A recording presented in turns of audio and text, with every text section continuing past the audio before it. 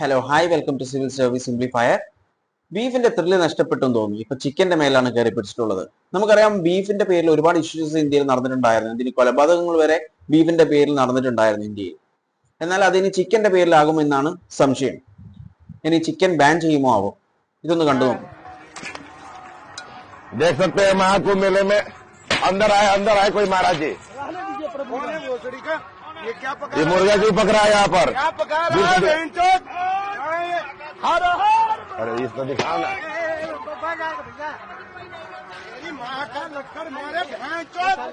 मुर्गा कैसे पकड़ा है यहाँ पर? मुर्गा कैसे पकड़ा है यहाँ पर? मुर्गा क्यों पकड़ा है?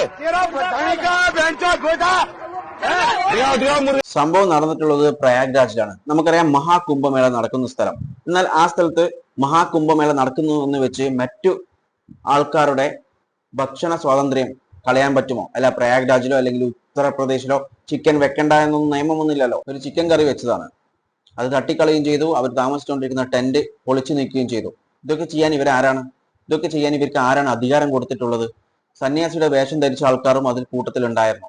സന്യാസി എന്നൊന്നും വിളിക്കാൻ പറ്റില്ല, കാരണം സന്യാസി എന്ന് പറയുന്നത് അത്രയും പുണ്യമായിട്ടുള്ള പ്രവൃത്തി ചെയ്യുന്ന ആൾക്കാരാണ് സന്യാസി എന്ന് പറയുന്നത്. ഇങ്ങനെ ഒരു പ്രവൃത്തി ഒരിക്കലും ഒരു സന്യാസി ചെയ്യുമെന്ന് ഞാൻ വിശ്വസിക്കുന്നില്ല. അതുകൊണ്ട് തന്നെ സന്യാസിയുടെ രൂപം ധരിച്ച ഒരു വ്യക്തി അത്രേ പറയാൻ പറ്റുള്ളൂ ആ വ്യക്തിയെ പറ്റി. എന്തിനാണ് ഇതൊക്കെ ചെയ്യുന്നത്? ആരെ കാണിക്കാൻ വേണ്ടിയിട്ടാണ് ഈ വീഡിയോ എടുക്കുന്നത്? ചിക്കനൊക്കെ സൂം ചെയ്തിട്ട് കാണിക്കുന്നത് എന്തിനു വേണ്ടി? ആരെ കാണിക്കാൻ? ഈ രാജ്യത്ത് ഒരു നിയമവ്യവസ്ഥയുണ്ട്, ഒരു ഭരണഘടനയുണ്ട്. അതിനെ ഫോളോ ചെയ്യാൻ പറ്റുന്നില്ലെങ്കിൽ രാജ്യത്ത് നിന്ന് ഇറങ്ങി പോവാൻ തന്നെ ചെയ്യണം. ഒരു സ്വാമി ഉണ്ടല്ലോ, ഒരു രാജ്യം, പുതിയൊരു രാജ്യം തുടങ്ങിയിട്ടുണ്ടായിരുന്നല്ലോ, അവിടത്തേക്ക് പോകണം. അവിടെ നിങ്ങൾ പറയുന്ന നിയമങ്ങളൊക്കെ ചിലപ്പം കൊണ്ടുവരാൻ പറ്റിയെന്ന് വരും. ഇങ്ങനെ ഉള്ള ആൾക്കാരെ സമൂഹത്തിൽ നിന്ന് ഒറ്റപ്പെടുത്തുക തന്നെ ചെയ്യണം. സമൂഹത്തിൽ നിന്ന് ഒറ്റപ്പെടുത്തുമ്പോൾ ചില VIPസിനെയും കൂടി ഒറ്റപ്പെടുത്തേണ്ടി വരും എന്നുള്ള കാര്യം നമ്മൾ മനസ്സിലാക്കേണ്ടതുണ്ട്. എന്നാൽ ഇങ്ങനെയുള്ള ന്യൂസസിന്റെ ഇടയിൽ കുറച്ച് കണ്ണിനും മനസ്സിനും ഒക്കെ കുറച്ച് കുളിർമയേറുന്ന ഒരു വീഡിയോ, അതൊന്ന് കണ്ടു നോക്കും.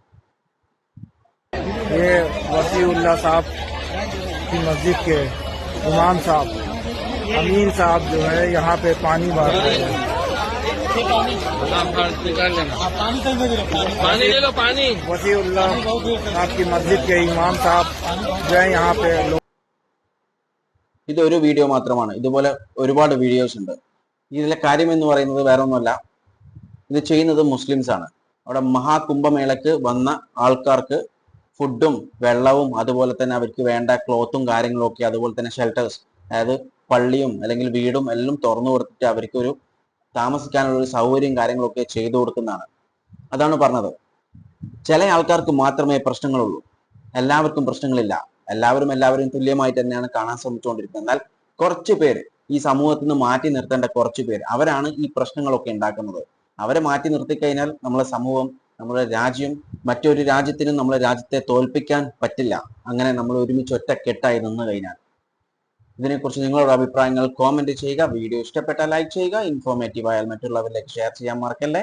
And thanks for watching me and stay tune for another video. Okay, thank you.